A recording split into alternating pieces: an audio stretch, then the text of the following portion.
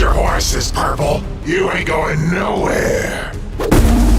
Out of my way, lizard. Green, I'm warning you.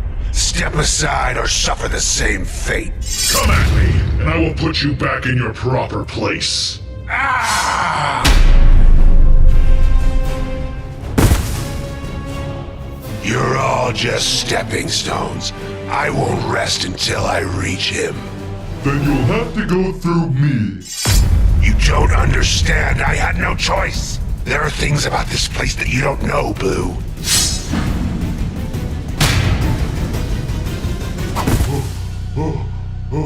Purple, why are you fighting so hard? There must be a reason behind all this. Like I said, there are things about this place, about my past, that you don't know. Then enlighten me. Fine, I will tell you my story, Blue. And at the end of it, if you still wish to fight me, then so be it. It all started on that one horrible day.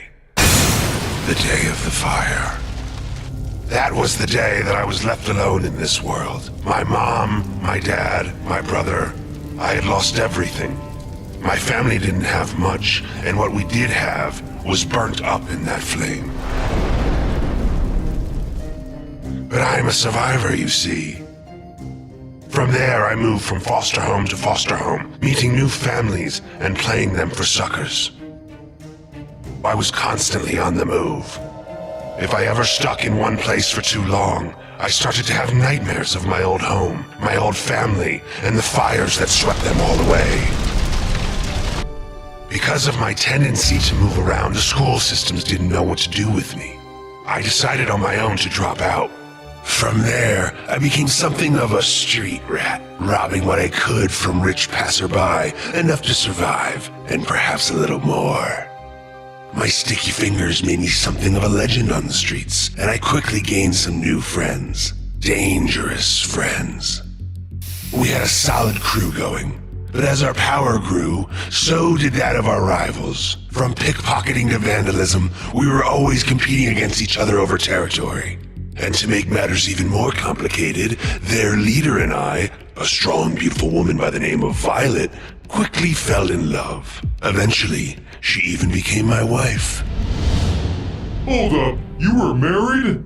Like I said, there are things about my past you didn't know about. Our romance was done in secret to not anger either side. But eventually, there was too much to hide. My wife had become pregnant, and we both decided there and then that we needed out of the game for good. So we ran away from it. We had gotten good at it after all, running away from life. A year had passed, and my wife gave birth to a beautiful baby girl. We didn't have much after leaving it all behind, but we had each other. We could finally start over. Unfortunately, life had other plans for us. One day, my wife's old group caught up to her as she was buying groceries. They didn't take kindly to what they called deserters, and decided to teach her a lesson. She didn't come home that night, or any night after.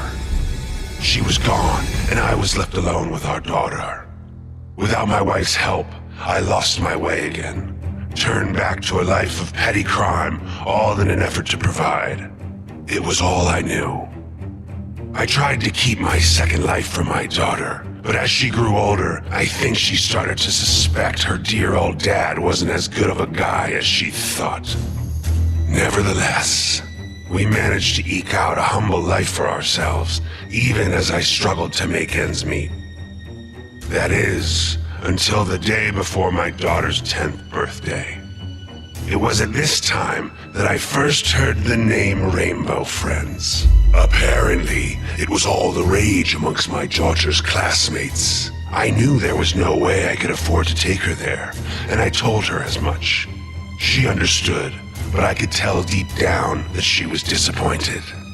I resolved to myself that if I couldn't bring her to the Rainbow Friends, then I could bring the Rainbow Friends to her. That night, I made my way to the play place. The place looked abandoned, completely run down. Regardless, I busted in and started my search. There had to be some sort of dolls or other merch I could grab for her.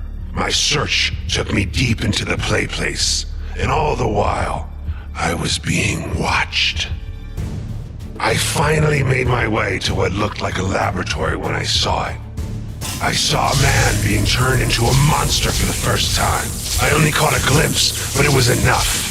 The man who had become Red was standing there, laughing, as a larger man was twisted and mutated into becoming who we now know as Orange. It was the most terrifying sight I ever laid eyes on. When it was over, I couldn't help it. I screamed.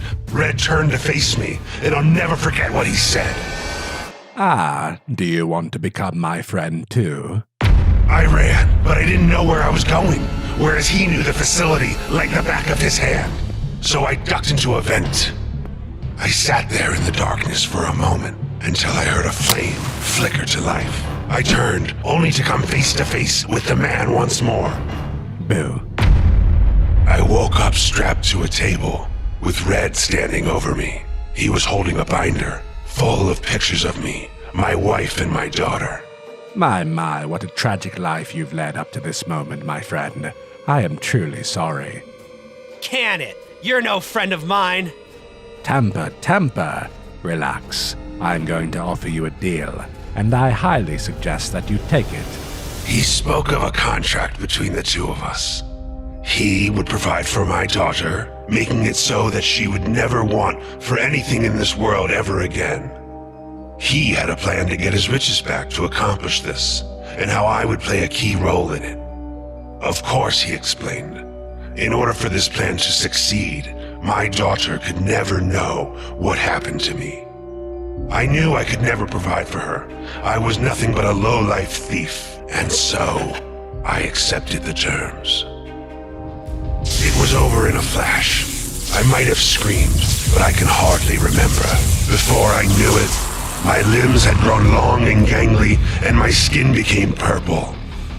I accepted my new life as a rainbow friend, and for his part, Red delivered to me monthly updates on my daughter's progress. She was alone in the world, but he had made sure to get her in the proper channels. Due to the Rainbow Friend's success, Red became rich, and he had passed a portion of those earnings on to her. She had become successful herself, doing well in school, sports, art, and talent.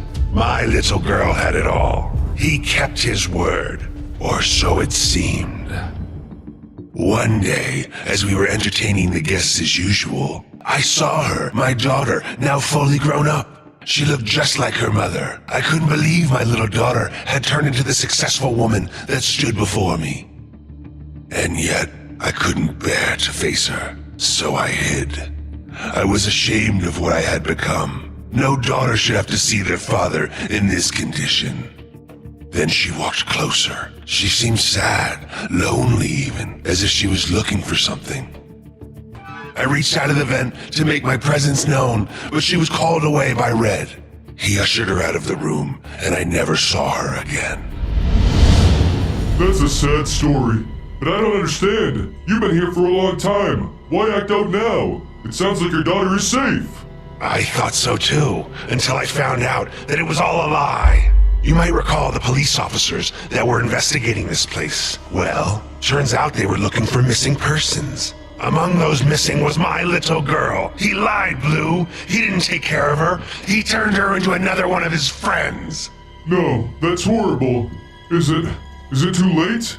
I don't know. There hasn't been a new friend made here in a while. But either way, Red's going to pay for what he's done. Are you with me?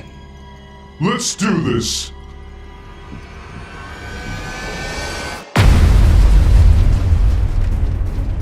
Red! We gotta talk. Yeah! Ah, Purple. I was hoping you would join us. Us? Let me go! Please! No, you monster! Let her go! Wait, that voice. Dad? Well, Purple, aren't you going to answer her? Come on, buddy. You can do this.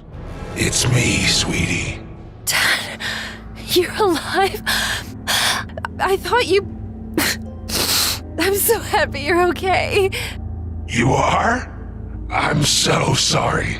I tried to make your life better, and all I did was ruin everything. Nonsense. For you see, now you can be together forever. No! Blue! I'm on it! I have had enough of you!